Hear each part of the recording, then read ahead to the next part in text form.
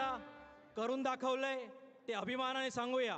मुंबईच्या उज्ज्वल भविष्यासाठी सन्माननीय शिवसेना नेते मी आदित्यसाहेब मुंबईकर ठाकरे शिवशक्ती भीमशक्ती एकजुटीचे प्रणते महाराष्ट्रातील तमाम शेतकऱ्यांचे गोरगरिबांचे कष्टकऱ्यांचे वारकऱ्यांचे काही वारी माननीय शिवसेना पक्षप्रमुख महाराष्ट्र राज्याचे सन्माननीय माजी मुख्यमंत्री कुटुंब प्रमुख श्रीमान उद्धव साहेब बाळासाहेब ठाकरे यांचा अखंड हिंदुस्थानचा कैवारी प्रबोधनकार सुपुत्र देव देश धर्म मराठी मनाचे मानबिंदू हिंदू अस्मितेचे शिरोमणी हिंदुस्थान हिंदू हिंदुस्थानचे एकमेव हिंदू हृदय सम्राट हिंदू धर्म रक्षक सरसेनापती मानेता माननीय शिवसेना प्रमुख श्रीमान बाळासाहेब ठाकरे यांचा जय महाराष्ट्र. आवाज येतोय का? मला वाटतं आपण अच्छा इकडचे सगळे थोडे आत येऊन बसा.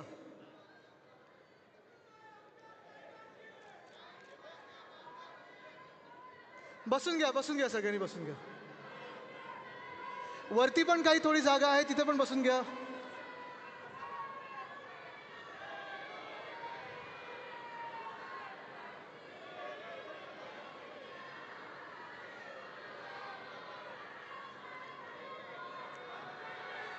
उत्साह बघून मला वाटत नाही प्रचाराची गरज आहे.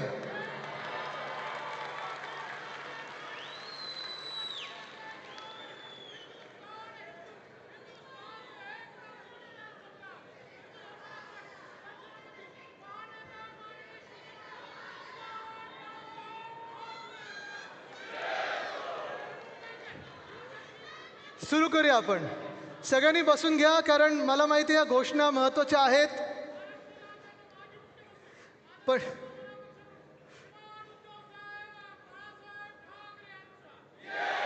आता माझ्या नावाची नको. बसून घ्या. हा उत्साह आपल्याला मतपेट्यांमध्ये दिसला पाहिजे. बसून घ्या. मला वाटतं काही दिवसांपूर्वी इथेच आपण आता बस करा. काही दिवसांपूर्वी इथेच आपण वोट चोरीवर एक प्रेझेंटेशन दिलं होतं. किती लोक होतात तिथे? आपण सगळेच होतात, बरोबर आहे. आणि तेव्हा मी वरळीच्या वर एक प्रेझेंटेशन दिलं होतं की कशी मतं चोरली गेली, संपूर्ण महाराष्ट्रात कशी चोरली असतील. वोट चोरी हा काही आपला इलेक्शन अजेंडा नाही आहे, प्रचाराचा मुद्दा नाही आहे. पण निवडणूक यायच्या आधी जे काही काम करायला लागतं ते काम आपण सर्वांनी करणं हे गरजेचं होतं. आणि मला वाटतं गेल्या 1 महिन्यामध्ये 20 तारखेपासून जी काही आपल्याला मतदार यादीवर काम करण्याची संधी मिळाली त्याच्यावर जवळपास सगळ्यांनी इथे जे बसलेले आहेत प्रत्येक शाखेत चांगलं काम झालं. मी तुमचं मनापासून अभिनंदन करतो. हे काम फार महत्त्वाचं होतं कारण हे काम मुंबई कोणाच्या हातात राहील, मुंबई कोणाची, ह्याचं उत्तर देणार आहे. हे जे आपण पवित्र काम केलं आहे, जे मतदार यादी क्लीन करण्याचं, जी दूषित मतदार यादी होती ती आपण चांगलं करण्याचं, शुद्धीकरण करण्याचं काम केलेलं आहे. मला वाटतं इथे जवळपास सगळेच महिला पुरुष युवा स्थानिक लोकाधिकार समिती असेल, ग्राहक असेल, सगळ्या अंगीकृत संघटनेने त्याच्यावर काम केलेलं आहे. मी ज्या शाखेत जात होतो तिकडे जे आपले पदाधिकारी आहेत ते मला सांगत होते की आमच्याकडे एवढे दुबार आहेत, एवढे संभाव्य दुबार दाखवलेले आहेत. हे सगळं आपण आता काम केल्यानंतर ज्या क्षणाची आपण 4 वर्ष वाट पाहत होतो की निवडणूक कधी जाहीर होणार ती काल जाहीर झालेली आहे. सगळ्यांना तारखा माहिती आहेत का? काय आहेत? मतदान कधी, निकाल कधी, जिंकणार कधी? पण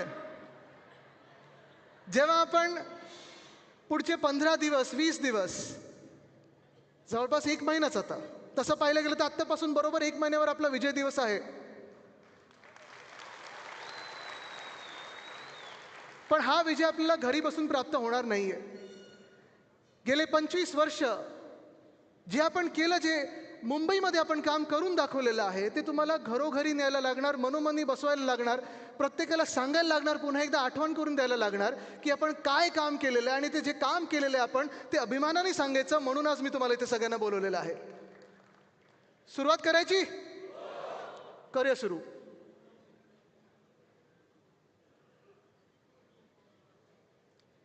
स्क्रीनवर दिसते ते ओळखता येतंय का? कुठे आहे?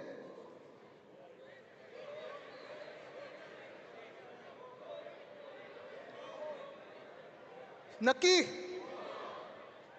जिथे तुम्ही सगळे आता बसलेले आहात ही तीच जागा आहे. लाईट बंद करा हे सगळे म्हणजे दिसेल.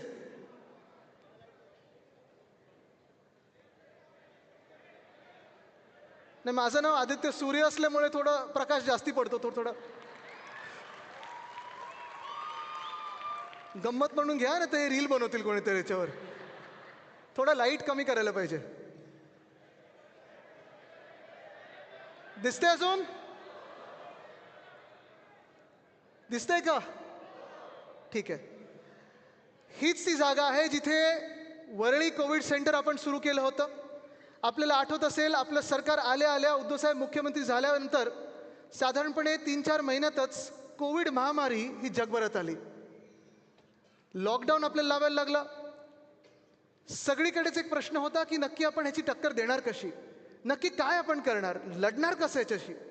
आणि मला आठवतं त्याच वेळी असे काही आकडे भयानक होते की आम्हाला कोळीवाड्यात पहिला लॉकडाऊन लावायला लागला. कदाचित आपल्या देशातला पहिला लॉकडाऊन, किशोरीता इथे आहेत, महापौर होत्या तुम्ही, देशातला पहिला लॉकडाऊन आपल्याला कोळीवाड्यामध्ये लावायला लागला.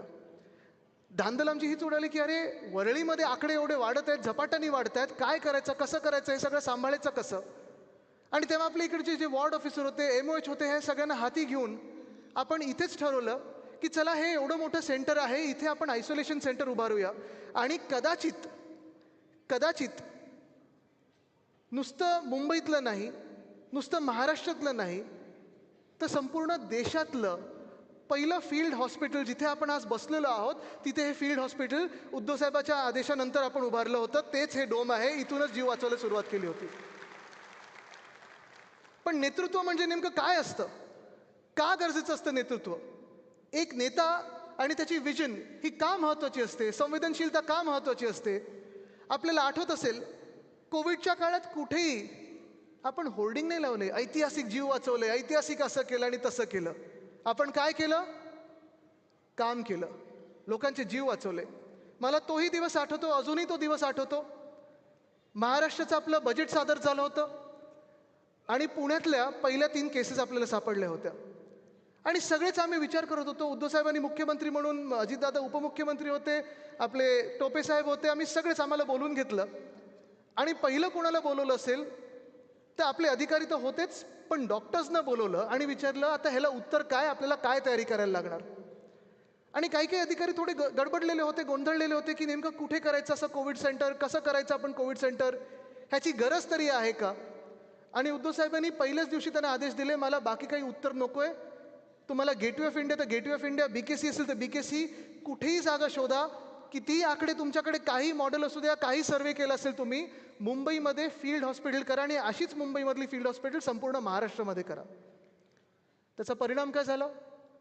हे अर्थात लसीकरण आपल्याला खूप नंतर मिळालं, पण इकडे लसीकरण आपण केलं.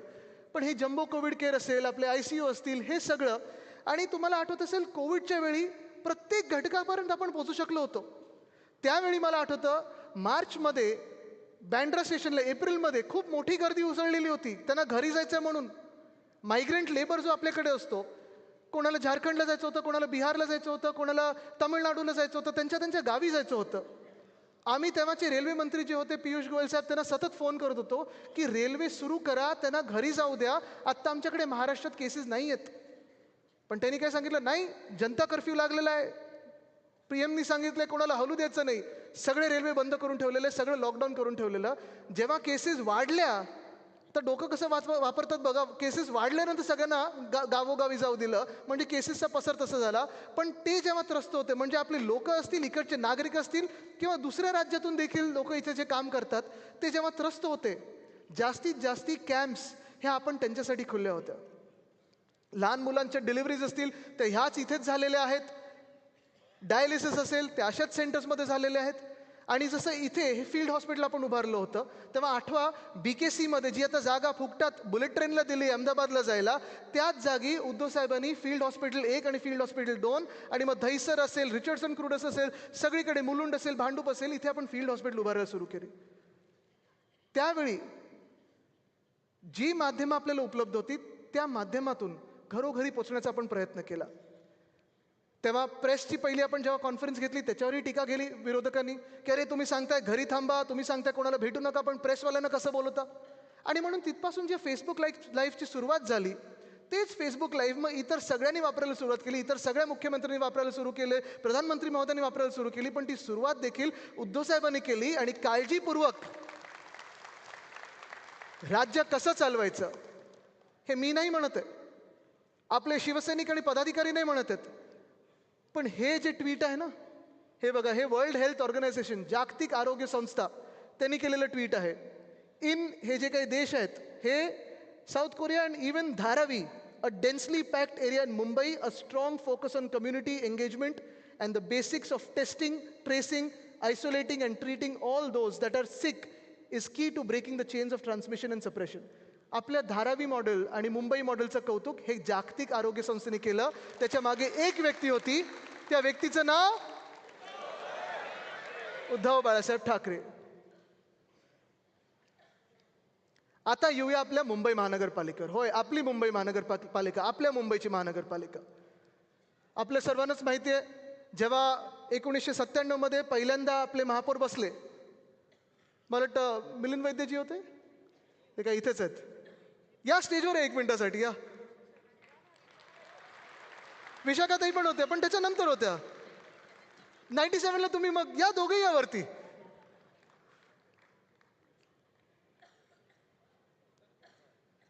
हा, मला वाटतं विशाखाताई पहिले होते. आम्हाला आठवतं आम्ही पहिलं जेव्हा महापौर बंगल्यात जायचो तेव्हा ताई असायच्या तिथे. या ना, दोघेही या. बघा, माहीमचं वर्चस्व आहे, बाकीच्या विभागांनी जरा दाखवलं पाहिजे. अच्छा, चला माहीमच्या लोकांचा आवाज ऐकू द्या, टाळ्या वाजून ऐकू द्या. दादर,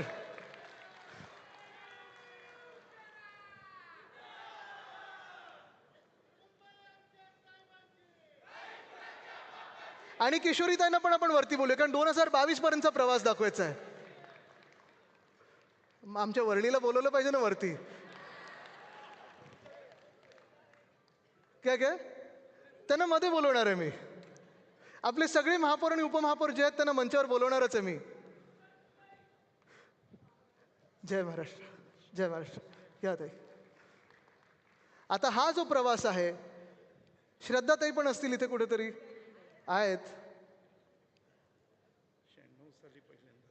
हा, पण तिथून जी निवडणूक झाली 97ला एवढी तूट होती ना. येस, म्हणूनच ते मी. ताई तुम्ही ह्या बाजूला या,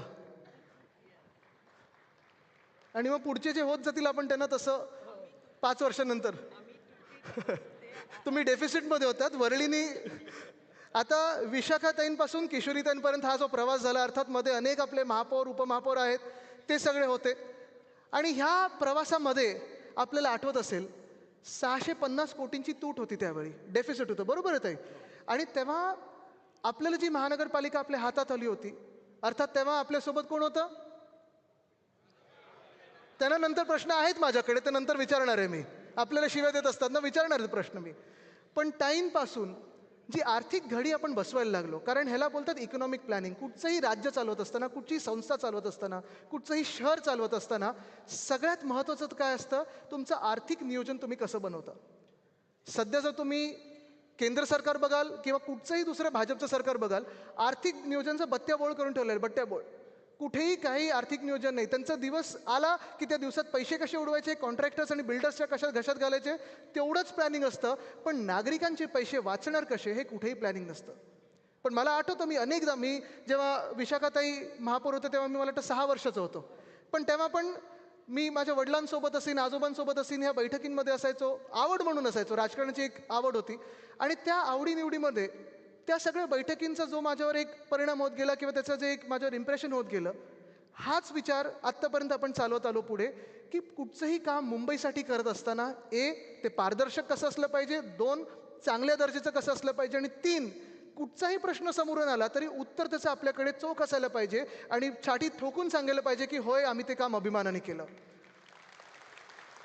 पण ह्याचाच परिणाम हा झाला, तुम्ही पाहिलं असेल, जी 600 कोटीची 650 कोटीची तूट होती ती 2022 पर्यंत, म्हणजे जेव्हा किशोरीताई महापौर झाल्या तेव्हापर्यंत आपण 92,000 कोटीचं सरप्लस, 92,000 कोटीचं सरप्लस म्हणजे विचार करा, अनेक राज्यांपेक्षा जास्ती आपण आपलं FD बनवलं होतं.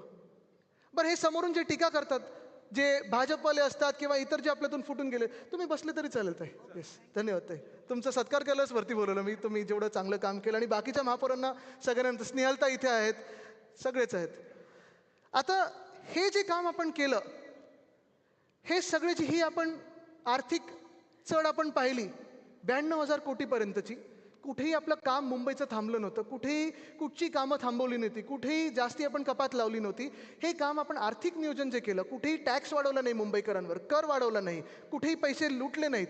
हे प्रत्येक रुपया ह्या 92,000 कोटीचा आपण जे प्रोजेक्ट्स आपण सुरू करणार होतो त्या प्रोजेक्टसाठी त्या बजेटमध्ये आपण दाखवत आलो. बरोबर आहे. इथे आता आपले स्टँडिंग कमिटीचे जे चेअरमन असतील, मला शैलेशजी दिसत होते मगाशी, फणसेजी कुठे आहेत दिसत होते, हा ते बघा, फणसे साहेब तुम्ही पुढे, तुम्ही तिथे कुठे बसलात? तर ह्या सगळ्या लोकांनी हे प्लॅनिंग करत करत मुंबईकरांच्या समोर पारदर्शक आणि चांगला कारभार करत आपण हे 92,000 कोटीपर्यंत गेलेलो आहे. पण 2022ला ज्या गद्दारांनी आपलं सरकार पाडलं आणि मुख्यमंत्री झाले, त्यांचा तिजोरीवर आपल्या डोळा होता, ॲनेकोंडाला सोबत घेऊन, वोट चोर नोट चोर जब साथ में आते तो क्या होता है, ॲनाकोंडा. आत्ता काय असेल परिस्थिती, कोण सांगू शकेल का मला?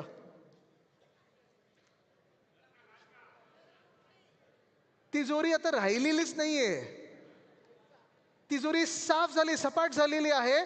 आणि दुर्दैवाने जेवढे ह्यांनी भ्रष्टाचार केलेत, जेवढे ह्यांनी घोटाळे केलेत गेल्या 2-2.5 वर्षामध्ये, त्याचा परिणाम हा झाला, तुम्ही पाहताय, रस्ते तर कुठेच दर्जेदार नाही आहेत, काही काम झालेलं नाही आहे. पण मुंबईचं आत्ता कमिटेड लायबिलिटी म्हणजे जे आपण देणं लागतो ते 2.5 लाख कोटीवर पोचलेलं आहे. किती? 2.5 लाख कोटी. हे जेव्हा आपण बोलतो महानगरपालिकेचं देणं, आहे फक्त महानगरपालिकेचं देणं नसतं, हे सगळं आपल्या डोक्यावर येतं, कारण आपण करदाते आहोत, आपण कर भरत असतो, आपण मुंबईकर आहोत, आणि आपल्या डोक्यावर एवढं आता कर्ज काय, कमिटेड लायबिलिटी चढलेलं आहे, ह्याचा विचार देखील तुम्ही करणं गरजेचं आहे. पण आपण केलेली कामं, ह्याच्यावर जरा येऊया आपण. कारण काय, फक्त टीका करून उपयोग नाही आहे, आपण काय काय काम केलंय हे देखील आपण सांगणं गरजेचं आहेच. पहिलं काम आणि सगळ्यात आवडतं काम माझं जे आहे ते शाळेंबद्दल मला बोलायचं आहे. शाळेंबद्दल प्रवास, धूर कुठचं सोडतात ते बंद करा, डान्स नाही चालू आहे कुठचं, बंद करा. शाळेंचा प्रवास, कारण हे जेव्हा आपण पाहतो 92,000 कोटी जरी आपलं FD असलं तरी आपण काय काय केलंय हे सांगणं गरजेचं आहे. आणि म्हणून पहिला आपण सुरू करूया शाळेचा प्रवास.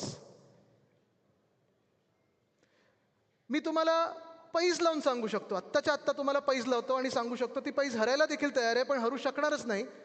कारण मुंबई महानगरपालिका ही कदाचित नुसतं महाराष्ट्रातली नाही, नुसतं देशातली नाही, कदाचित फक्त आशिया खंडातली नाही, पण जगातली एकमेव महानगरपालिका असेल ज्या महानगरपालिकेचं कर्तव्य पहिलं किंवा ड्युटी आपण ज्याला बोलतो ते प्राथमिक शाळा आहे, प्राथमिक शिक्षण आहे. बरोबर ना सुनील प्रभूजी?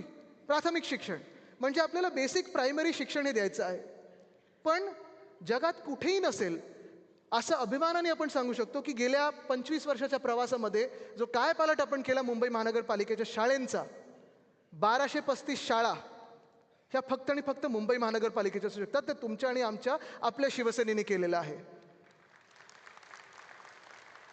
ह्या 1235 शाळेंमध्ये 3.25 लाख विद्यार्थी शिकतात. हे फक्त आणि फक्त तुमच्या आमच्या शिवसेनेने केलेलं आहे, आपल्या कामामुळे झालेलं आहे. पूर्ण हे शिक्षण विनामूल्य असतं, मोफत असतं, एक सुद्धा रुपया आपण घेत नाही. हे आपण काम केलेलं, हे अभिमानाने सांगण्याची गरज आहे. ह्या शाळेंमध्ये 8 की 9 भाषांमध्ये शिकवलं जातं. मराठी आहे, इंग्लिश आहे, सेमी इंग्लिश आहे, हिंदी आहे, गुजराती आहे, उर्दू आहे, तमिळ आहे, तेलुगू आणि कन्नड आहे. आणि एवढंच नाही तर अर्थात 10वीपर्यंत आपण मराठी तर अनिवार्य केलंच होतं, जे ह्या सरकारने बदललं. पण उद्धव साहेबांनी अजून एक महत्त्वाची भाषा जी आपल्या शाळेंमध्ये आणली, ती आणली टेक्नॉलॉजीची. हा जो फोटो आपल्याला दिसतो इथे माधुरीजी आहेत, इथे रमेश माशेलकरजी आहेत आणि उद्धव साहेब देखील आहेत. हा जो फोटो आहे मला वाटतं हा 2011 किंवा 12 सालचा आहे. श्रद्धाताई तुम्ही आहात, म्हणजे तुमच्या टर्ममधलं आहे. आणि हे काम जे आपण केलं ते व्हर्च्युअल क्लासरूमचं केलं. म्हणजेच काय तर राज्यात किंवा देशात आपल्या राईट टू एज्युकेशन आहे, पण राईट टू क्वालिटी एज्युकेशन, दर्जेदार शिक्षण आपण ह्याच माध्यमातून जवळपास 600 वर्गांना जोडलेलं आहे. जसं आज मी इथे उभा राहून आपल्याशी तर बोलतच आहे, पण ह्या मीडियाच्या माध्यमातून संपूर्ण मुंबईशी बोलत आहे. तसंच एक शिक्षिका किंवा एक शिक्षक एका स्टुडिओमध्ये उभं राहून दर्जेदार शिक्षण हे 600 वर्गांना एकत्र देऊ शकतो. हे आपण काम करून दाखवलेलं आहे. देशात कुठेही नसेल हे आपण काम करून दाखवलेलं आहे. टॅबद्वारे शिक्षण 6वी 7वी 8वी 9वी 10वी ह्याच्यासाठी. कारण मला आठवतं माझे आजोबा वंदनीय हिंदवी सम्राट बाळासाहेब ठाकरे जेव्हा आमचं सकाळी दप्तर बघायचे तेव्हा आईला विचारायचं हे नेमकं काय असतं या दप्तरामध्ये, एवढं सगळं तुम्ही पाठीवर का बोजं घेऊन जातात. त्यांनी माझ्या प्रिन्सिपलला पण एकदा दोनदा घरी बोलवलेलं, आपले शिक्षण मंत्र्यांना घरी बोलवलेलं आणि हा प्रवास चालूच राहिला की नेमकं ह्या दप्तरात काय असतं एवढं बोजं की आपण घेऊन जात असतो. बरं 3-4 पायऱ्या चढायला लागतात, 3-4 मजले चढायला लागतात. पण उद्धव साहेबांनी त्याला उत्तर दिलं ते म्हणजे टॅबचं. पुन्हा एकदा 5 भाषा आपण वेगळ्या वेगळ्या शिक्षण हे डिजिटल केलं आणि डिजिटल शिक्षण देणारं कदाचित महानगरपालिका देशातली असेल ती एकमेव असेल आणि पहिली असेल ती म्हणजे आपली मुंबई महानगरपालिका आहे. अर्थात हे सगळं होत असताना मुंबईचं शिक्षण हे सुधारायचं कसं, एखाद्या पिढीला घडवायचं असेल, एखाद्या समाजाला पुढे न्यायचं असेल तर मी हे नेहमी उदाहरण देतो. 1997 जेव्हा UK युनायटेड किंगडममध्ये टोनी ब्लेअर हे पंतप्रधान बनणारच होते, त्यांनी विचारलेलं, तेव्हा मीडियाने त्यांना विचारलेलं की जर तुम्ही पंतप्रधान झालात तर तुमच्या पहिल्या 3 प्रायोरिटी कुठच्या असतील. आणि त्यांचं उत्तर काय होतं माहिती आहे का? पहिली प्रायोरिटी हे शिक्षण असेल, दुसरी प्रायोरिटी हे शिक्षण असेल आणि तिसरी प्रायोरिटी हेही शिक्षण असेल. कारण शिक्षणावरच देश घडत असतो. तर शिक्षण अजून आपण चांगलं कसं करू शकतो? वर्षानुवर्ष हे आपण ऐकत आलेलो आहे. प्रत्येक वेळी आपण पेपरमध्ये बातम्या वाचायचो की आज एवढी गळती लागली, एवढ्या मुलांनी आपल्या शाळा सोडली, ही शाळा बंद होते कारण इथे आपली मुलं आता शिकायला तयार नाही आहेत, ह्या शाळेतून त्या शाळेत गेली म्हणून ही शाळा बंद झाली.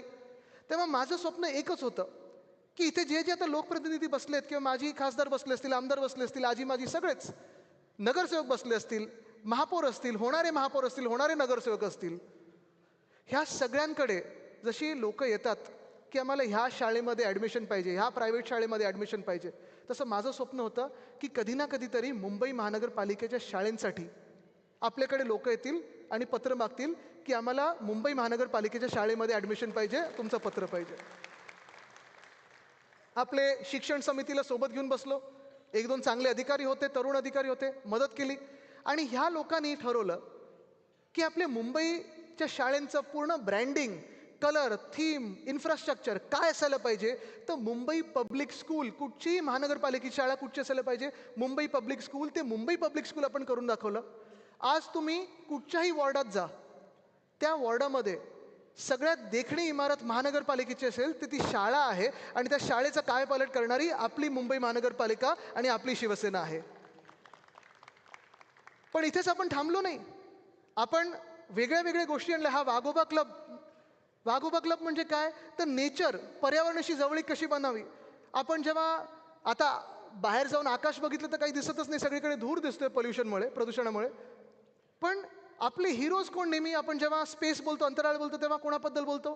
कल्पना चावला, सुनीता विल्यम्स. ह्याच्या पुढे आपण जात नाही. पण ही स्वप्न आपण लहानपणात बघत असतो की कधी ना कधीतरी मला पण ॲस्ट्रॉनॉट व्हायचं आहे. मग ॲस्ट्रॉनॉमी क्लब आपण आणला, आपण खूप काही गोष्टी केल्या वेगळ्या वेगळ्या. पण मी तुम्हाला अभिमानाने अजून एक गोष्ट सांगतो ज्यामुळे खरोखर आपल्याकडे एक मोठी बढत झाली, मुलांना यावंसं वाटलं, पालकांना वाटलं की महानगरपालिकेच्या शाळेत टाकावं मुलांना. ते म्हणजे आपण SSC सोबत जागतिक पातळीचा IB बोर्ड आणला. हे देशात कुठेही नाही झालं, कदाचित जगात कुठे नसेल ती आपली महानगरपालिका. IGCSE बोर्ड आणला, परत जागतिक पातळीचा आहे.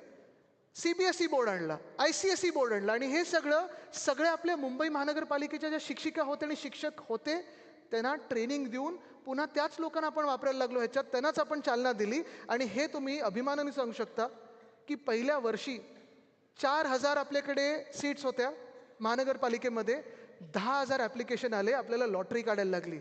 हे आपलं काम आहे, हे तुम्ही अभिमानाने लोकांना सांगितलं पाहिजे.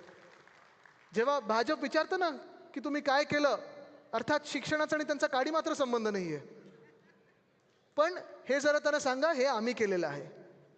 चला पुढे वळूया. जसं प्राथमिक शिक्षण हे महानगरपालिकेचं काम असतं, तसं प्राथमिक आरोग्य देखील, बेसिक प्रायमरी हेल्थकेअर सेंटर हे महानगरपालिकेचं काम असतं. तुम्ही कुठचीही महानगरपालिका घ्या, कुठच्याही आपल्या राज्यामध्ये जा, इतर राज्यांमध्ये जा, तुम्ही जर विचाराल की तुमचं महानगरपालिका म्हणून काम काय, तर आमचं प्राथमिक आरोग्य केंद्र आम्ही तेवढंच चालवतो, प्रायमरी हेल्थकेअर चालवतो, त्याच्या पुढे आम्ही करत नाही, हे तुम्हाला सांगेल. पण पुन्हा एकदा मी इथे बेट लावायला तयार आहे, पैज लावायला तयार आहे. आता आचारसंहितेत ते बसतं की नाही मला माहीत नाही, तर आपण आचारसंहितेनंतर लावूया. पण मला जगात मुंबई महानगरपालिकेसारखी महानगरपालिका दाखवा जिचे फक्त प्राथमिक आरोग्य केंद्र नाहीत, तर ते तर आहेच, पण त्याच्याही पुढे जाऊन नर्सिंग कॉलेज स्वतःचे आहेत, ही आपली मुंबई महानगरपालिका आहे. एक नाही, दोन नाही, तर 4 मेडिकल कॉलेज स्वतःचे आहेत, ही मुंबई महानगरपालिका आहे. ट्रॉमा केअर सेंटर आहे, ही आपली मुंबई महानगरपालिका आहे. आणि सगळ्यात चांगले हॉस्पिटल आणि डॉक्टर्स हे असणारी आपली मुंबई महानगरपालिका आहे. हे आपण अभिमानाने जनतेला सांगितलं पाहिजे, लोकांमध्ये सांगितलं पाहिजे. कारण अनेकदा वाटतं की अरे चांगले डॉक्टर्स आपल्याला प्रायव्हेट हॉस्पिटलमध्येच मिळतील, असं नाही आहे. जे कुठचेही चांगले डॉक्टर्स तुम्हाला प्रायव्हेट हॉस्पिटलमध्ये मिळतात किंवा भेटतात, तेच प्रायव्हेट हॉस्पिटलमधले डॉक्टर्स आपल्या सगळ्या ह्याच मुंबई महानगरपालिकेच्या हॉस्पिटल्समध्ये आहेत. आहे अर्थात लोड आहे, 90% ही ट्रीटमेंट आपली फ्री असते, त्याच्यानंतर सबसिडाईज असते. 2017पर्यंत आपल्याकडे 13,574 बेड्स होते. डेली जो काही लोड होता तो जवळपास 1 लाखाचा होता. आत्ता पण प्रत्येक वर्षी 1 कोटीहून जास्ती आपण लोकांना ट्रीट करत असतो. आहे ना, देशभरातली लोकं येतात आपल्याकडे, पण स्वस्त आणि दर्जेदार आरोग्य हे देणारं कदाचित आपलंच शहर असेल आणि आरोग्य केंद्र किंवा हॉस्पिटल चालवणारी आपली महानगरपालिका असेल, हे आपण अभिमानाने सांगितलं पाहिजे. हा दुसरा माझा आवडता विषय. इथे आपले BSTचे सगळे असतील, जरा BSTमध्ये कोण कोण होतं हात वरती करून मला, आणि BSTचे चेअरमन कोण कोण होतं जरा हात वरती करून मला दाखवा. आपण आहात सगळे आहेत. ही BST, किती लोक BST वापरतात? सगळे वापरतात? दर काय झालेत आत्ता?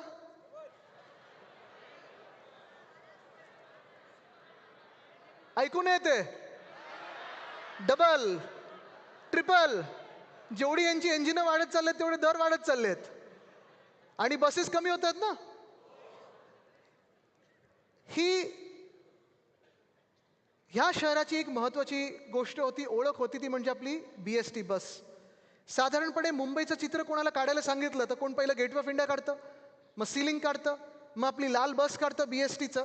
आणि मुंबई महानगरपालिका किंवा मुंबई म्हणून आपण जी ओळख असते आपली, ही आपली BST बस ही सगळ्यात महत्त्वाची होती. अर्थात लहानपणापासून अनेक BSTच्या कार्यक्रमांना मी जात होतो. मी प्रत्येक म्हणजे आता जेव्हापासून युवासेना सुरुवात केली तेव्हा अनेक BST रूटचं उद्घाटन केलं. 2012मध्ये आपण फोर्ट फेरी ही 5-5 मिनिटांनंतर थांबणारी तिथे सेंट्रल बिझनेस डिस्ट्रिक्टमधली फोर्ट फेरी सुरू केली. आणि मला लवकरच कळायला लागलं की मुंबईची ही नाडी ही सगळ्यात महत्त्वाची आहे. जवळपास प्रत्येक दिवसाला 60 ते 65 लाख लोक हे आपले लोकल ट्रेनमधून प्रवास करतात. आणि जेव्हा आपण ह्याचे दर कायम केले, 5 किलोमीटर 5 रुपयात केले, 10 किलोमीटर 10 रुपयात केले, 15 किलोमीटर 15 रुपयात केले, आणि 15 किलोमीटरहून जास्ती कुठेही जायचं असेल 20 रुपयात जेव्हा आपण फ्लॅट फेअर आणलं, AC बसेस आणल्या, तेव्हा आपली जी रायडरशिप होती ती साधारणपणे 35 लाख पर डे एवढ्यावर गेली होती. मला तोही दिवस आठवतो जेव्हा मी COP26ला होतो, स्कॉटलंडमध्ये होतो, तेव्हा पर्यावरणाची कॉन्फरन्स चालू होती. आणि तिथे 4-5 माझ्यासोबत महापौर बसले होते, वेगळ्या वेगळ्या शहरातले होते, इंग्लंडचेच होते. आणि ते मला विचारत होते की तुमच्याकडे बसेस कशा आहेत, अशा आहेत, तशा आहेत. मी त्यांना एवढंच सांगितलं, बघा आमच्या 3 गोष्टी महत्त्वाच्या आहेत. पहिली गोष्ट म्हणजे मुंबईत प्रत्येक मुंबईकर हा पब्लिक ट्रान्सपोर्ट जवळपास वापरतोच, एक तर ट्रेन वापरतो नाहीतर बस वापरतो. दुसरी गोष्ट म्हणजे आमच्या बसेसचं भाडं हे आम्ही फ्लॅट ठेवलेलं आहे, 5, 10, 15 आणि 20. तेव्हाच तो माणूस आवाक झाला समोर, त्याचं असं बघायला लागला. कारण त्यांना मी जेव्हा पाऊंडमध्ये सांगितलं, आता तुम्ही डॉलरला किती चढले आपलं, 91, म्हणजे आता किती डॉलरचे 5 रुपये होत असतील सांगा मला, पलीकडे येते सगळं.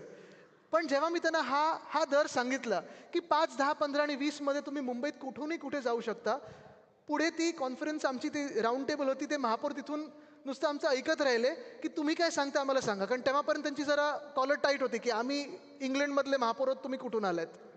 हे दर सांगितल्यानंतर, आपला प्रवासी किती आहेत हे सांगितल्यानंतर त्यांना धक्का बसला. पण तिथेच थांबलो नाही. त्यांना तिसरी गोष्ट मी जी सांगितली ती हीच सांगितली की आमचं स्वप्न हेच होतं आणि पुन्हा एकदा आम्ही सुरू करू आमचं सरकार बनल्यानंतर की मुंबईमध्ये 10,000 इलेक्ट्रिक बस आम्हाला रस्त्यावर आणायच्या आहेत, म्हणजे आणायच्याच आहेत आणि ते आम्ही आणल्याशिवाय थांबणार नाही.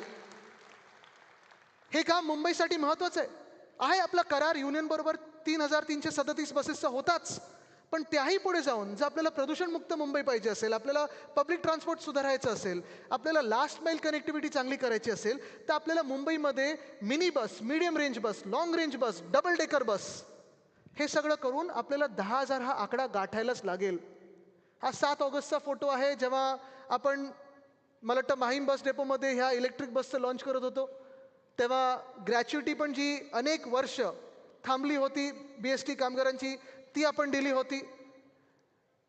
राज्य सरकारमधून कदाचित आपण एकमेव राज्य सरकार असू, कारण आपले मुख्यमंत्री जे होते उद्धवसाहेब ठाकरे ते मुंबईचेच होते, म्हणून मुंबईकर एक माणूस असल्यामुळे जे काही BSTला आपण देणं लागत होतो ते पटापट द्यायला सुरू केलं होतं. पण ही बस आपण आणली. ही बस आणल्यानंतर जेव्हा पहिला करार झाला ह्या डबल डेकर इलेक्ट्रिक बससाठी, आता तुम्ही पाहत असाल रस्त्यावर धावते, भाजपनी माझ्यावर टीका केली होती की हे कुठून आणले, असं केलं तसं केलं. सरकार पडलं उद्घाटनाला हे पहिले, फीत कापायला पहिले.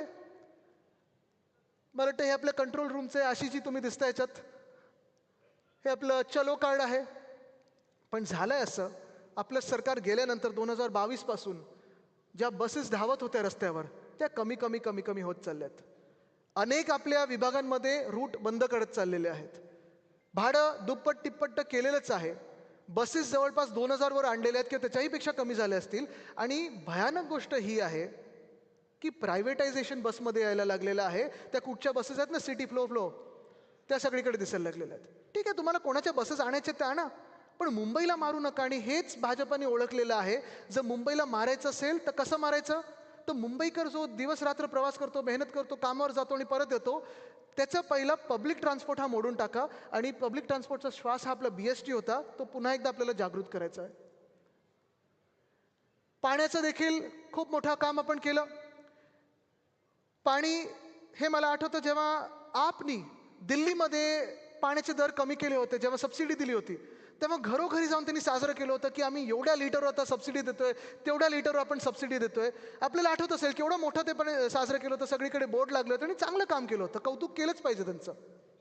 पण नंतर थोडा अभ्यास केल्यानंतर हे जाणवायला लागलं की अनेक वर्ष आणि आपली पूर्ण 25 वर्ष मुंबई महानगरपालिका म्हणून पुन्हा एकदा फक्त महाराष्ट्रातलं नाही तर देशातलं सगळ्यात स्वस्त पाणी जर कोणी देत असेल तर ती आपली मुंबई महानगरपालिका आहे. ह्याचा आपला अभिमान असायलाच पाहिजे. अजूनही मला वाटतं आपण 3.5 रुपये पर पर्सन पर 1000 लिटर देतो, बरोबर आहे. आणि आपल्याला पडतं ते 11.5 रुपये पर पर्सन पर 1000 लिटरला. पण त्याच्यातून काही महत्त्वाच्या गोष्टी आपण केल्या त्या सांगण्यासारख्या आहेत. मला वाटतं श्रद्धाताई, आपण महापौर असताना हे सुरू केलं होतं, हिंदुहृदय सम्राट बाळासाहेब ठाकरे मिडल वैतरणा डॅम, मध्य वैतरणा डॅम. कदाचित मुंबई महानगरपालिका पुन्हा एकदा एकमेव असेल ज्याची स्वतःची धरणं आहेत. पण हे जे धरण आपण बांधलं, ज्यावेळी आपण बांधलं, ते जगातलं 9वं सगळ्यात वेगात बांधलेलं धरण होतं आणि ते अजूनही आपल्याला महत्त्वाचं धरण आहे. त्याला वंदनीय हिंदुहृदय सम्राट बाळासाहेब ठाकरेंचं नाव आपण दिलेलं आहे. भांडूपचं हे जलशुद्धीकरण केंद्र आहे. कदाचित तुम्ही तिथे गेल्यानंतर जेव्हा टेस्टिंग करतो आपण पाण्याचं, बिस्लेरी किंवा कुठचंही बॉटल्ड वॉटर घेतलं त्याच्यापेक्षा शुद्ध पाणी हे इथे मिळतं. सर्वांसाठी पाणी ही आपले राज्य सरकार असताना योजना आणली होती. कारण अनेक ठिकाणी अशा अजूनही वसाहती आहेत किंवा आपण स्लम सोसायटी वगैरे पाहतो की ओसी मिळाली नाही, लीगल नाही आहे म्हणून पाणी दिलं जात नाही किंवा पाण्याचे दर वाढवलेले असतात. आपण हाच कायदा आणला होता की तुमचं घर हे लीगल असेल किंवा नसेल, पण तुम्हाला व्यक्ती म्हणून पाणी हा तुमचा जन्मसिद्ध अधिकार आहे आणि तो तुम्हाला कोणी रोखू शकत नाही. म्हणून सर्वांसाठी पाणी योजना ही आपण आणली होती. पण त्याच्याही पुढे जाऊन मला माहीत नाही, तुम्ही सोशल मीडियावर माझं गारगाई आणि डिसॅलिनेशन मधलं जे अंतर आहे ते मी सांगितलं. किती लोकांनी पाहिलं? ते पाहिलंय? ते आवर्जून पहा. पण हा जो डिसॅलिनेशनचा करार आपण केला होता, डिसॅलिनेशन प्लांट म्हणजे सोपं आहे. आता युद्ध ह्याच्यावरच सुरू होणार आहे की गारगाई धरण बांधायचं आणि पावसावर अजून अवलंबून राहायचं, की आपण समुद्राचं पाणी आहे ते गोड करून प्यायचं. आपली गरज जी आहे ती ह्या एका डिसॅलिनेशन प्लांट म्हणून पूर्ण भागू शकतो आपण. आणि आज तुम्हाला सांगतो मी, ज्या दिवशी पुन्हा एकदा शिवसेना उद्धव बाळासाहेब ठाकरे पक्षाचा महापौर बसेल त्या दिवसाला पुन्हा एकदा आपण आपल्या मुंबईसाठी पाणी गोड करण्याचा प्रकल्प हा पुन्हा सुरू करू. कारण सर्वात कमी किमतीत एकही झाड न तोडता लवकरात लवकर, कारण तो जर प्रकल्प मिंदे सरकारनी आपलं सरकार पडल्यानंतर बंद केला नसता तर आत्तापर्यंत त्या प्लांटमधून आपल्याला पाणी मिळायला सुरुवात झाली असती. 2025 पर्यंत काम पूर्णही झालं असतं. हे सगळं होत असताना म्हणजे आपण जे मी सांगतो ना, करून दाखवलं हे 2 शब्द होते ज्यांनी 2012ची महानगरपालिका आपण जिंकलो होतो, 2017मध्ये आपण जिंकलो होतो. कारण हे काम महत्त्वाचं आहे. मला नेहमी उद्धव साहेब सांगत असतात की आदित्य, आपण जी कामं करतो ती कामं लोकांपर्यंत जाणं गरजेची असते आणि जर आपण काम केलं असेल तर ते आपण सांगणं गरजेचं असतं. आता फरक बघा ना, निवडणुका जेव्हा येतात तेव्हा भाजप कशावर सुरू करतं? हिंदू मुस्लिम बांगलादेशी घुसलेत, रोहिंग्या घुसलेत, आपलं केलेलं कामाचं श्रेय ते घेतात. हां, मग मराठी अमराठी हे सगळे वाद भाजप सुरू करतं. कारण त्यांनी 12 वर्षात काही काम केलंय का ह्याच्यावर तर मोठा प्रश्नचिन्ह आलेला आहे. पण आपण जी कामं केलीत गेल्या 25 वर्षामध्ये असेल, गेल्या 5 वर्षामध्ये असेल, ती आपल्याला पुन्हा एकदा लोकांमध्ये नेणं गरजेचं आहे. कारण आपण हे काम अभिमानाने केलेलं आहे, हे मुंबईसाठी केलेलं आहे. हे आपलं गिरगाव चौपाटीकडचं व्ह्यूइंग डेक, हे आपलं दादर येथील माता रमाबाई आंबेडकर व्ह्यूइंग डेक, हे सेल्फी पॉईंट, आणि हा जो मलबार हिलच्या तिथे आपण एक ट्री टॉप वॉक केला होता. न्यूयॉर्क टाइम्समध्ये देखील ह्याचं कौतुक झालं आणि मुंबईत आल्यानंतर किंवा आपल्या देशात आल्यानंतर 10 फूटच्या जागा असतील की कुठे जायला पाहिजे ह्याची सुरुवात ही आपण केली होती. ह्याला फंड आपण दिला होता, मी पालकमंत्री म्हणून दिला होता. आणि हा आवडता विषय, आपला ब्रँड अँबॅसेडर खरं आता हा केला पाहिजे, पेंग्विन केला पाहिजे. कारण मी प्रत्येक वेळी जेव्हा समोरून मला भाजपवाले सांगतात की तुम्ही पेंग्विन आणलं किंवा पेंग्विन, मी बोललो चला मी पेंग्विनबद्दल बोलतो, तुम्ही आणलेल्या चीताबद्दल बोला. दाखवा मला किती टिकलेले आहेत. हिम्मत असेल तर दाखवा. पण राणीचा बाग, वीर जिजामाता उद्यान, किती लोक गेलेत तिथे? आता तुम्ही मला सांगा, हे तुम्ही आत्ता गेलेले आहेत बरोबर आहे. लहान असताना किती लोक गेला होतात?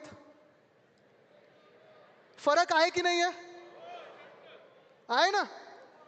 हे काम आपण केलेलं आहे, हे छाती ठोकपणे सांगायला गरजेचं आहे. कारण तिथे अजूनही आजही वीकडेला पण हजारो मुंबईकर आणि हजारो पर्यटक जातात. का तर जे प्राणी ते एरवी पाहू शकत नाहीत ते प्राणी आपण तिथे आणलेले आहेत. आणि नुसतं आणून पिंजऱ्यांमध्ये नाही ठेवलेत, तर त्यांचं ब्रीडिंग प्रोग्राम आणि कॉन्झर्वेशन प्रोग्राम पण आपण करत आहोत.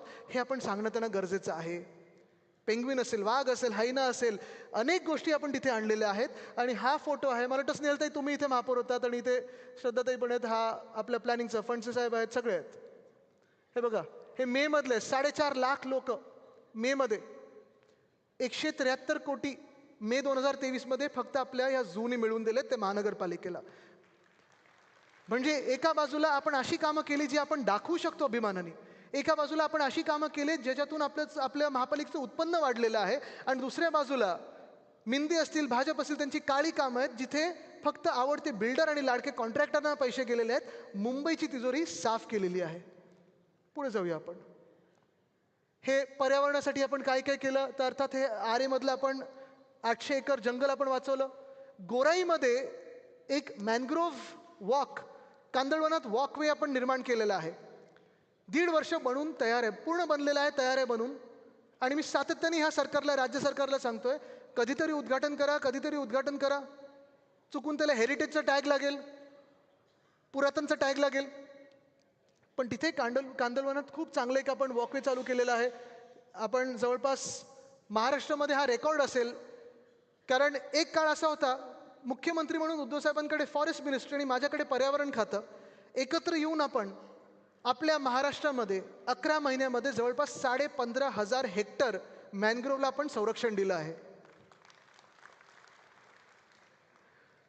पूरमुक्त मुंबईकडे वाटचाल. आता परत एकदा, मुंबई भौगोलिक काय परिस्थिती आपल्या सर्वांना माहिती आहे, पाऊस कसा पडतो आपल्या सर्वांना माहिती आहे, ढगफुटी वाढत चाललेली आहे सगळ्यांना माहिती आहे. पण हे सगळं होत असताना फक्त भौगोलिक आता रचना अशी आहे म्हणून पूर येतो, उत्तर चालू शकत नाही.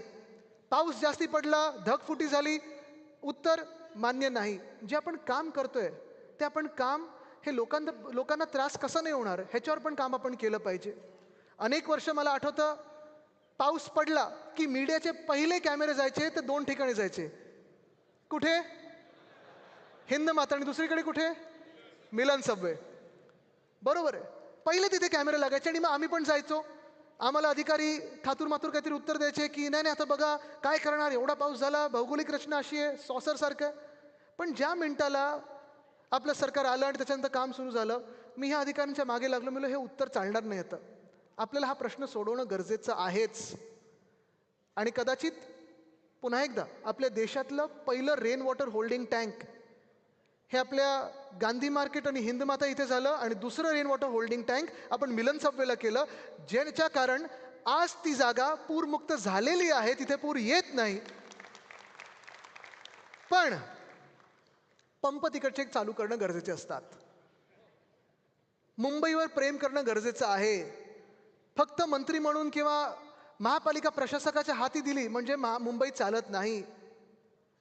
ज्या ज्या रात्री मुंबईत पाऊस पडत असतो, आजही मला बाकीच्यांचं माहीत नाही पण 2 लोकांना झोप येत नाही, उद्धव साहेब आणि मला. आमच्या डोक्यात हाच विचार असतो की पंप इथे चालू झाला का, ही भिंत पडली असेल का, इथे आपल्याला काय करायला पाहिजे, इथे आपण हे काम केलं ते चालू केलं असेल का, महानगरपालिकेची यंत्रणा सुरू आहे का. पण गेल्या 2 वर्षामध्ये असं काही सगळं हे जॅम करून ठेवलेलं, बंद करून ठेवलेलं आहे की उत्तर द्यायला कोणी अधिकारीच नसतो, कारण कोणाला पडलेलीच नाही आहे. आणि म्हणून मी जे नेहमी सांगतो की मुंबईवर प्रेम करणारं कोणीतरी ते असायला पाहिजे. जे आपले महापौर पण होते आधी, सगळेच रात्री 3 वाजता 4 वाजता अशा पावसाळ्याच्या दिवशी फोन केला तरी फोनवर यायचे आणि सांगायचे आम्ही तिथे पोहोचत आहोत, आपले अधिकारी पोहोचतात आणि आमचं काम तिथे चालू आहे. आज देखील मी तुम्हाला सांगतो, जेव्हा हिंदमाताला मागच्या वर्षी म्हणजे ह्या वर्षी पाऊस पडला, मी गेल्यानंतर तिथे मला धक्का बसला. सगळी यंत्रणा तिथे जी आपण बसवली होती की पूरमुक्त करायला, ती तशीच्या तशी आहे. पंप आले होते, पण महापालिकेचं कारण काय, साहेब डिझेलच आलं नाहीये आणि म्हणून पाणी भरलं, म्हणून तिकडच्या दुकानात पाणी गेलं. ही कारणं जी देतात ना, हे मुंबई विरोधी आहेत आणि हे आत्ता प्रशासन आपलं चालवतात. हे आपल्याला बदलायचं आहे. चला पुढे जाऊया.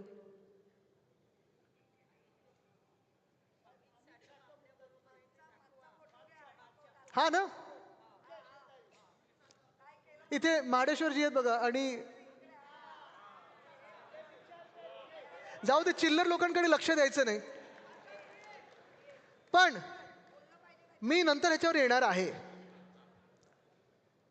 सांडपाण्याचे जे प्रकल्प आहेत, मला आठवतं जेव्हा आपलं सरकार पडलं, STPच्या प्लांटसाठी प्रधानमंत्री महोदय इथे आले, भूमिपूजन केलं आणि सांगितलं 18,000 कोटीची गिफ्ट ही त्यांनी मुंबईला दिलेली आहे.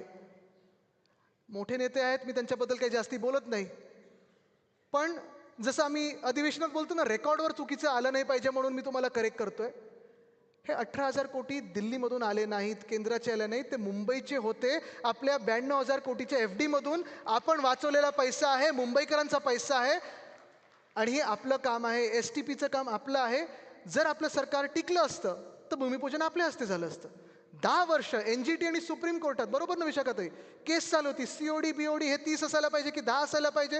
ह्याच्यावरनं सगळं जेव्हा ते त्रांगडं सुटलं तेव्हा नेमकं ह्यांनी आपलं सरकार पाडलं आणि भूमिपूजन स्वतः करून घेतलं. पण हे काम देखील आपलंच आहे. घनकचरा व्यवस्थापन, ह्याच हॉलमध्ये मला आठवतं, मला वाटतं महाडेश्वर साहेब महापौर होते तेव्हा आम्ही इथे तो कार्यक्रम केला होता. अजय मेहता साहेब तेव्हा म्युन्सिपल कमिशनर होते.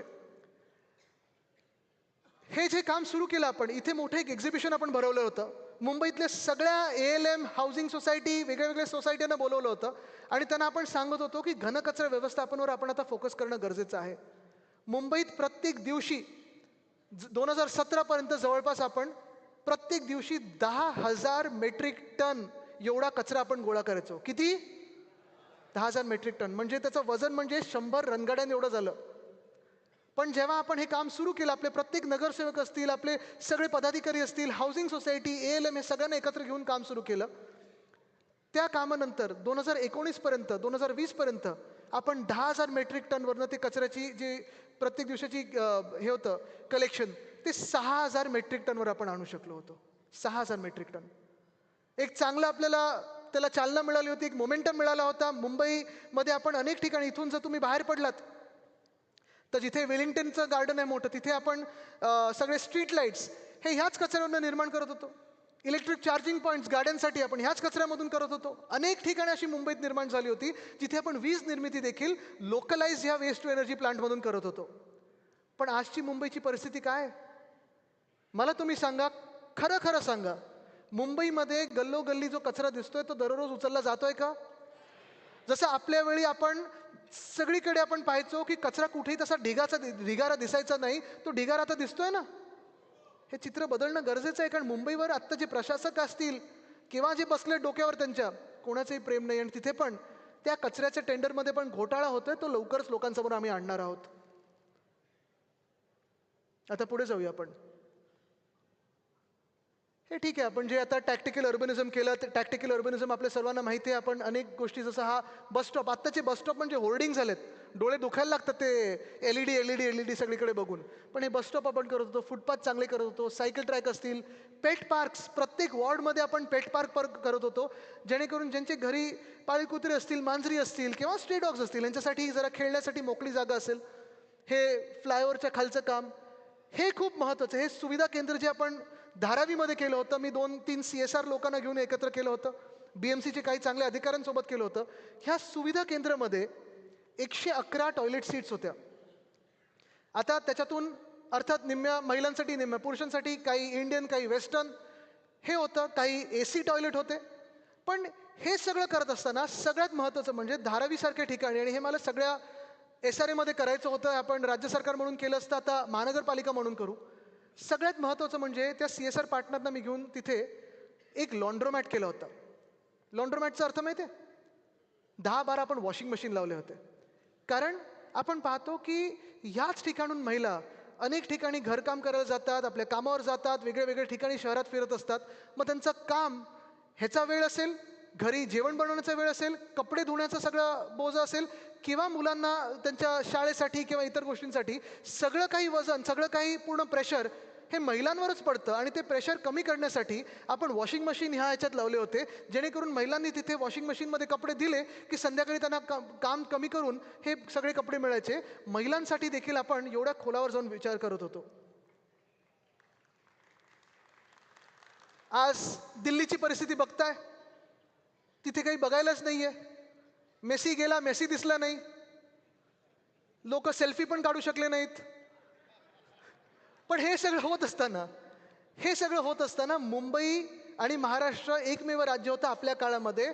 मुंबई क्लायमेट ॲक्शन प्लॅन हा आपण केला होता, मुंबई हवामान बदल कृती आराखडा आपण केला होता. त्याच्यात इलेक्ट्रिक बस असतील, इलेक्ट्रिक गाड्या असतील, इलेक्ट्रिक धोरण असेल, कचरा व्यवस्थापन असेल, नद्यांसाठी आपण करत होतो, दहिसर, पोईसर, ओशिवारा नदी असेल, मिठी नदी असेल, ह्या सगळ्यासाठी जे आपण काम करत होतो हे या मुंबई क्लायमेट ॲक्शन प्लॅनमध्ये होतं. आणि हा क्लायमेट ॲक्शन प्लॅन पारदर्शक होता, खरा होता. अजूनही तो त्यांच्या वेबसाईटवर आहे, आणि अजूनही जर त्याच्यावर काम केलं तर प्रदूषणमुक्त मुंबई हे आपण करू शकतो. हे देखील तुम्ही लक्षात घेणं गरजेचं आहे. हा एक फार महत्त्वाचा विषय आहे. उद्धव साहेब मुख्यमंत्री झाल्यानंतर एक महानगरपालिकेची जागा आहे, ते कुठचं, बिर्ला क्रीडा, तिथे मरीन ड्राईव्हवर, तिथे आपण मराठी रंगभूमीचं दालन बनवत होतो. कमिटी चांगली ठरली, सगळे त्याच्यात आपले जे मोठे मोठे लोक आहेत त्याच्यात आले, आदेशजी आहेत, सुबोधजी आहेत, सगळे त्याच्यात होते. आणि त्या कमिटीने ठरवलं की असं हे दालन झालं पाहिजे, गिरगाव चौपाटीवर आपलं मराठी रंगभूमीचं दालन हे झालंच पाहिजे, अभिमानाने आपण केलं पाहिजे. हो, ही महाराष्ट्राची राजधानी, ही मराठी माणसाची राजधानी आहे, आणि ते दालन इथे झालंच पाहिजे. हे आपण काम सुरू केलं होतं. पण बंद कोणी केलं? बंद कोणी केलं? मिंदे सरकारने आणि भाजपनी. कुठच्या आमदारांनी त्यांच्या कानात जाऊन सांगितलं की इथे मराठी दिसलं नाही पाहिजे? ह्याचं उत्तर मिंदेनी आपल्याला आता सांगणं गरजेचं आहे. ते दूर अंदर कसा गेला ते सांगणं आपल्याला गरजेचं आहे. आता काही महत्त्वाच्या गोष्टींकडे आपण येऊया, कारण शेवटाकडे मोठ्या मोठ्या गोष्टी, मोठ्या मोठ्या घोषणा, भाजपसारखं बडी बडी बाते नाही, जे काम केलं तेवढंच सांगणार आहे. पण मुंबई महानगरपालिका आपल्या हातात असताना आणि उद्धवसाहेब मुख्यमंत्री झाल्यानंतर, मुंबईकर मुख्यमंत्री झाल्यानंतर आपण काय काय केलं? तर पहिला निर्णय जो आपण घेतला तो म्हणजे 500 स्क्वेअर फुटापर्यंत ज्यांची ज्यांची घरं आहेत त्याच्यावरचा प्रॉपर्टी टॅक्स आपण रद्द केला, माफ केला. आणि मला वाटतं वेळ आलेली आहे की फक्त आता 500 नाही तर 700 स्क्वेअर फुटापर्यंतची जी घरं आहेत त्याच्यावरचा देखील प्रॉपर्टी टॅक्स माफ करण्याची. हे आधीच्या सरकारने जे थोडंफार केली होती आपल्याच सांगण्यावरनं, त्यांनी नुसतं प्रॉपर्टी टॅक्स एवढाच एलिमेंट काढला होता. बाकीचे 8 टॅक्स ठेवले होते ते आपण सगळेचे सगळे मालमत्ता कर हा रद्द केला होता. सर्वांसाठी पाणी योजना तर आणली. पण तिसरी गोष्ट, वरळीत आहोत म्हणून थोडा विषय काढतो.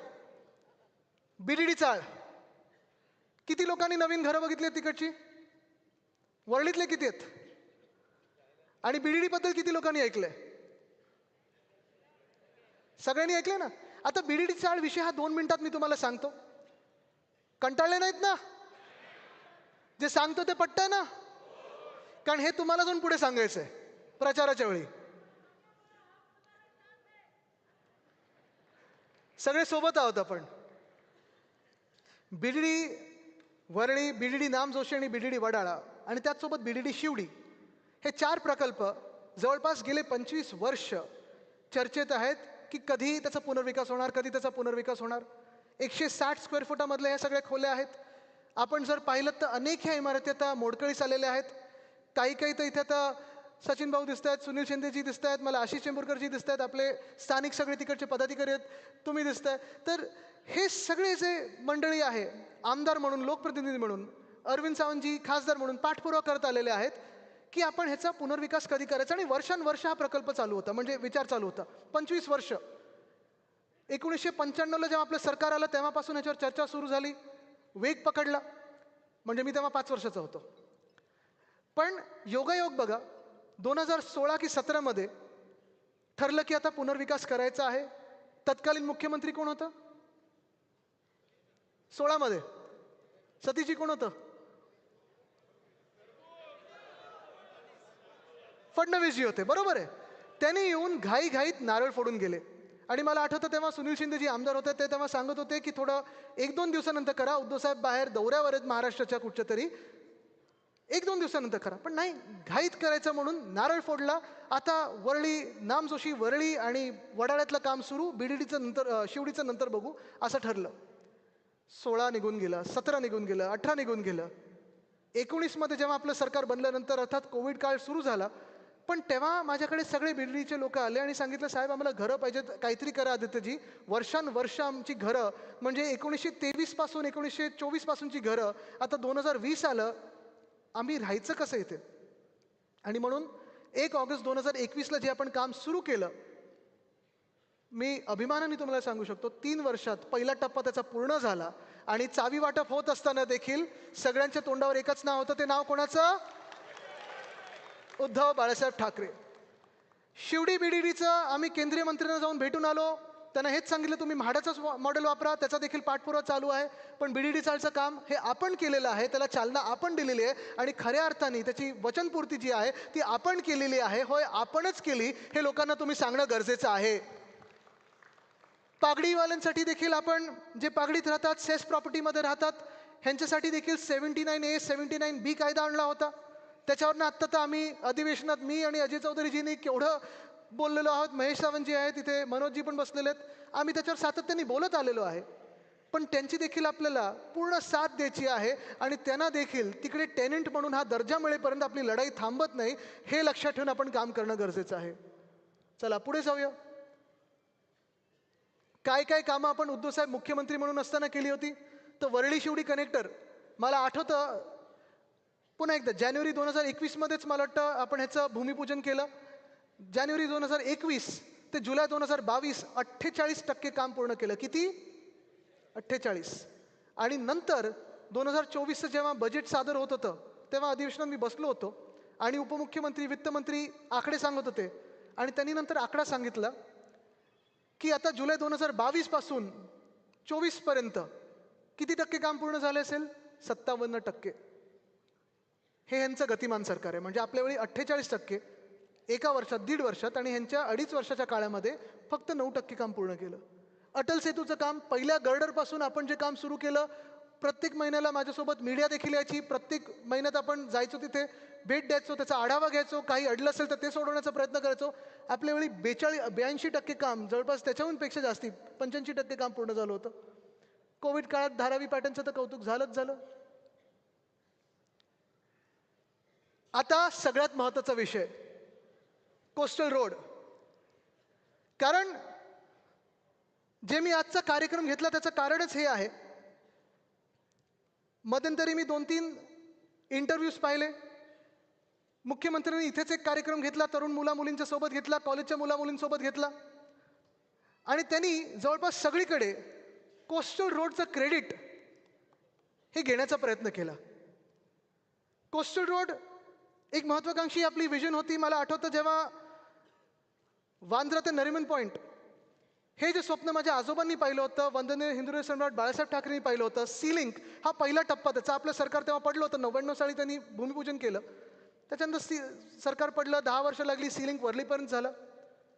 2013मध्ये उद्धव साहेबांनी घोषणा पहिली केली की मुंबईसाठी आम्ही कोस्टल रोड करणार आहोत. 3 घोषणा त्यांनी 2013च्या जुलैमध्ये केल्या होत्या. पहिली घोषणा त्यांनी केली ती कोस्टल रोडची, की दहिसरपर्यंत, नरिमन पॉईंट ते दहिसर कोस्टल रोड हा आपण करू सरकार आल्यानंतर. 2014मध्ये आपलं सरकार येणार होतं तेव्हा उद्धव साहेबांनी ही घोषणा केली होती.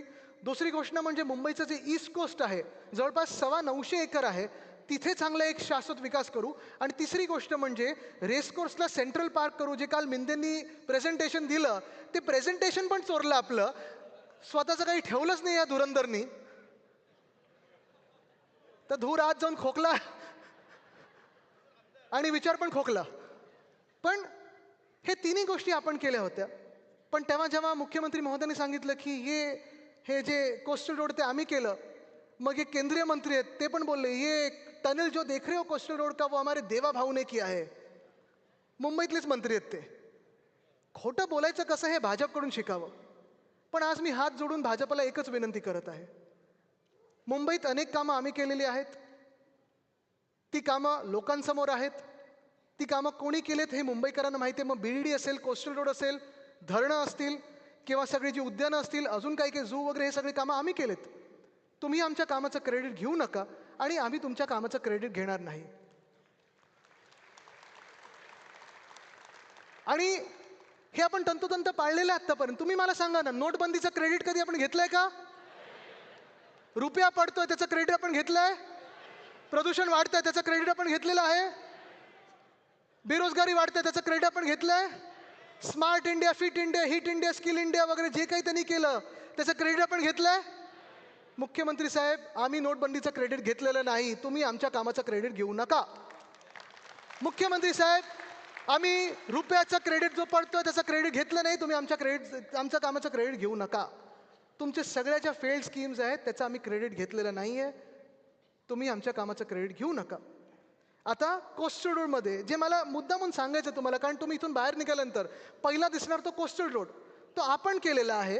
आणि आता कदाचित ते तुम्हाला माहिती आहे, भाजपची टीका, ट्रोल्स लगेच सुरू होतील की आम्हीच केला पटवायचा पूर्ण प्रयत्न होईल. YouTube shorts, WhatsApp video, Instagram वगैरे सगळं सुरू होईल. आता बघा, तुम्हाला प्रूफ पाहिजे तर प्रूफ पण देतो. हे कोस्टल रोडचा पहिला टेक्निकल सर्वे 2016मध्ये, कारण टाईमलाईन जर पाहिजे असेल तर 2013मध्ये उद्धव साहेबांनी हा विषय मांडला. 13 ते 16 आपण परवानग्या घेत राहिलो, तेही राज्य सरकारचा काडी मात्र संबंध नाही. त्यांनी एकच गोष्ट केली, कोस्टल रोड जो आपण नरिमन पॉईंट दहिसर बोलत होतो, त्यांनी काय केलं, तर त्यांनी तो कोस्टल रोड मोडला अर्धा. त्यांनी सांगितलं तुम्ही वरळीपर्यंत करा, वरळी ते नरिमन पॉईंट हे MSRDC करेल. 2014 पासून MSRDCचे मंत्री कोण होते? त्याचा पण सोक्षमोक्ष लावूया ना आज आपण. त्या कोस्टल रोडचा कोण होता? मिंदे. आता 2014 पासून 2025 संपत आलेलं आहे. किती टक्के काम झालंय? भोपळा. पण कॉन्ट्रॅक्टर 3दा बदललेले आहेत. एस्केलेशन कितीतरी पटीने झालेलं आहे. आणि हेच मी सांगतो सातत्याने की जर तुमचं काही योगदान या मुंबईमध्ये असेल भाजप आणि मिंदेंचं, ते फक्त मुंबईची तिजोरी लुटण्यामध्ये होतं. बाकी शून्य कॉन्ट्रीब्युशन आहे तुमचं. काही तुम्ही इथे काम केलेलं नाहीये. मी जसं तुम्हाला आज प्रेझेंटेशन दिलेलं आहे तसं इथेच भाजपने आपल्या सर्वांना बोलवावं आणि काय काम केलंय ते दाखवावं.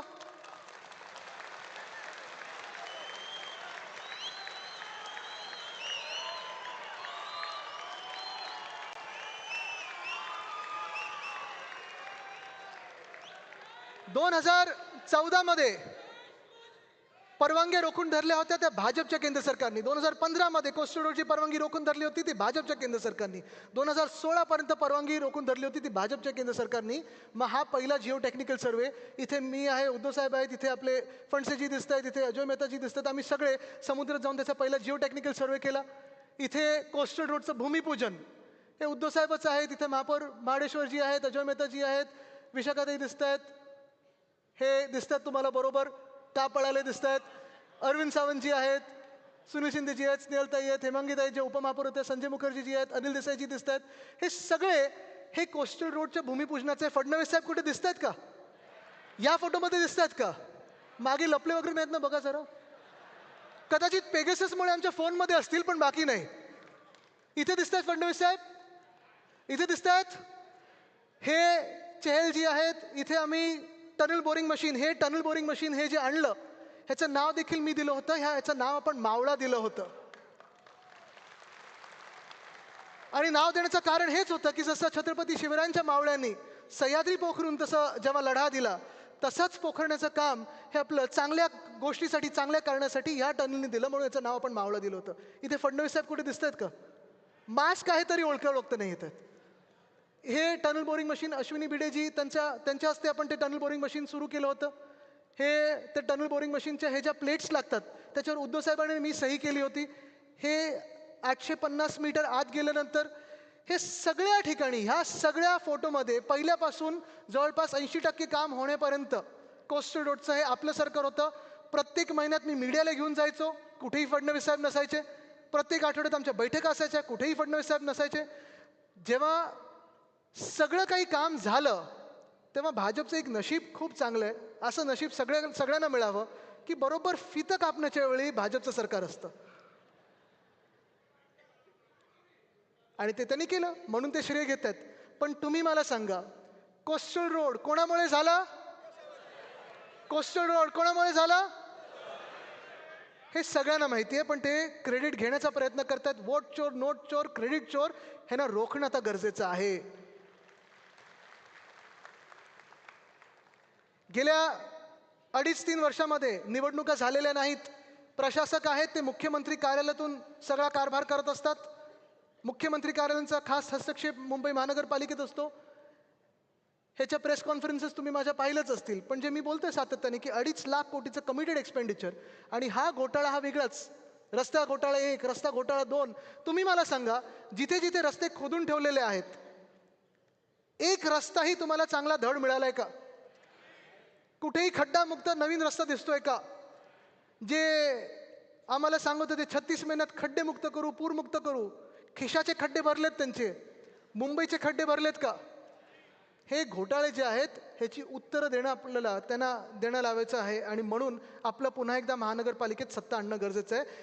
हे ज्यांनी मुंबई लुटलेली आहे त्यांना आत टाकायचं आहे, म्हणून आपल्याला जिंकणं गरजेचं आहे. हा जगातला सर्वात मोठा जमीन घोटाळा धारावी हे आपल्या मोर्चातलं आहे. सगळ्या पक्षांचा मोर्चा होता. हा दोन्ही फोटोज मोर्चातले आहेत. पण धारावी हे तुम्हाला माहितीच आहे. अनेकदा मी हा विषय घेतलेला आहे. आपला जो लढा सुरू आहे तो कुठच्याही व्यक्तीच्या विरुद्ध नाही आहे, तो एका कंपनीच्या विरुद्ध नाही आहे. तुम्हाला जर मुंबईचा विकास करायचा असेल, पुनर्विकास कोणाचा करायचा असेल, तर ज्या लोकांसाठी तुम्ही करत आहात, धारावीकरांसाठी करत आहात, त्यांचा पहिला विकास करा, त्यांना त्यांच्या हक्काची गरज द्या, मग तुमचे पैसे तुम्ही मोजा. नाहीतर तुम्हाला इथे आम्ही काम करू देणार नाही, एकही व्यक्ती धारावीतून आणणार नाही, हे ठरवलेलं आहे आपण. मुंबई ही मुंबईकरांचीच राहिली पाहिजे. मुंबईचं नाव अदानिस्तान होऊ द्यायचं नाही, ही शपथ आपल्याला छत्रपती शिवरायांच्या समोर आपल्याला आज घ्यायची आहे. तयार आहात? कारण हे सगळं झाल्यानंतर प्रश्न हाच येतो आज, मुंबई कोणाची? ऐकून आलं? मुंबई कोणाची? ऐकून आलं? मुंबई कोणाची? मुंबई कोणाची?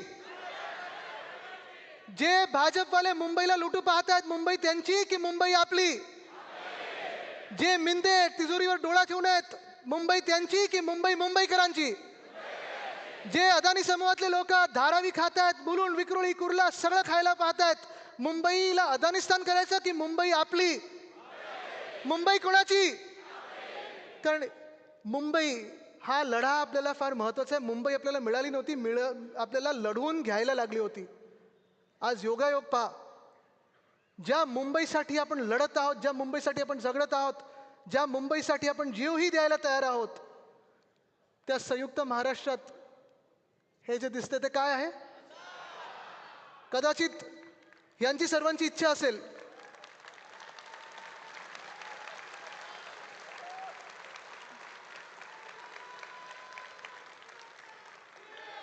कदाचित या सर्व महापुरुषांची इच्छा असेल, या दैवतांची इच्छा असेल की हीच मशाल शिवसैनिकाच्या हातात येऊन मुंबई वाचवण्याची ही वेळ आलेली आहे. तयार आहात मुंबई वाचवायला? लढायला तयार आहात? जिंकायला तयार आहात? हातात मशाल घेऊन महानगरपालिकेवर भगवा फडकवायला तयार आहात का? हे उत्तर आपल्याला दिल्लीला द्यायचंय. मुंबई कोणाची? धन्यवाद. जय हिंद, जय महाराष्ट्र, वंदे मातरम, जय मुंबई.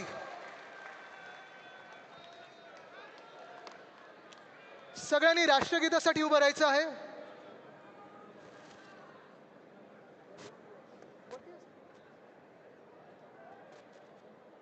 एक मिनिट सगळ्यांना, एक मिनिट. राष्ट्रगीताच्या आधी राष्ट्रगीतासाठी जे आपले सगळे महापौर आदीचे आणि उपमहापौर असलेले आहेत, स्टँडिंग कमिटी, प्लीज आपण सगळ्यांनी वरती या. नेते मंडळींनी वरती या. या ना वरती या. ताई या या या. सर्व शिवसेना नेते, महापौर, माजी महापौर आपले यांनी व्यासपीठावर यावं.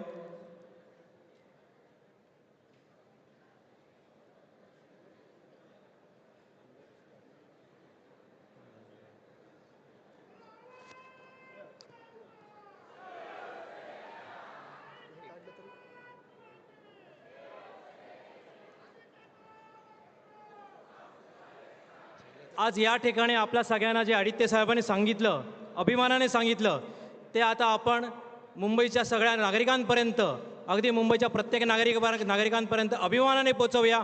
आणि येणाऱ्या 16 जानेवारीला मुंबई कोणाची हे संपूर्ण मुंबईला नाही तर आपल्या देशाला आणि गद्दारांना दाखवून देऊया.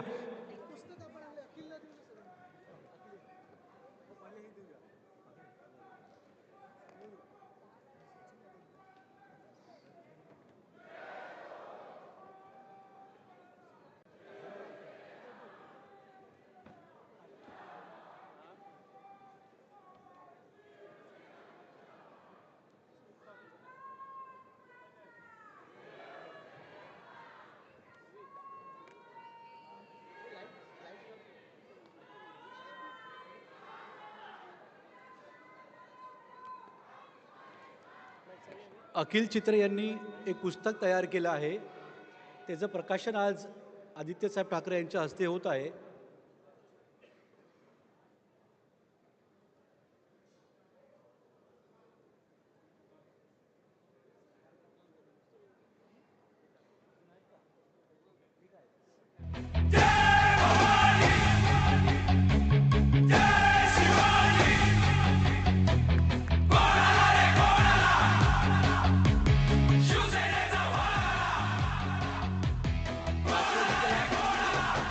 राष्ट्रगीताला सुरुवात करायची आहे.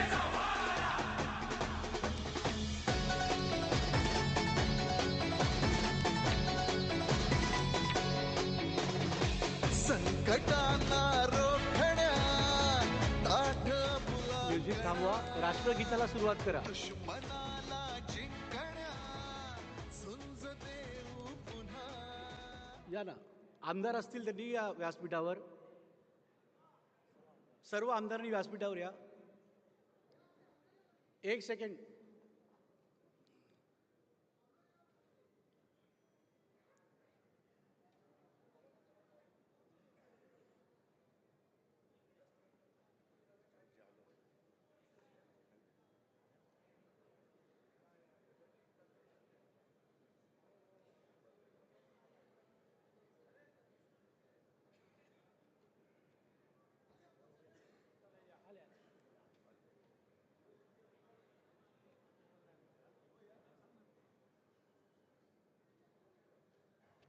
राष्ट्रगीत सुरू करा. जनगण मन अधिनायक जय हे भारत भाग्य विधाता. पंजाब सिंध गुजरात मराठा द्राविड उत्कल गंगा. विंध्य हिमाचल यमुना गंगा उच्चल जलधि तरंगा. तव शुभ नामे जागे तव शुभ आशीष मांगे.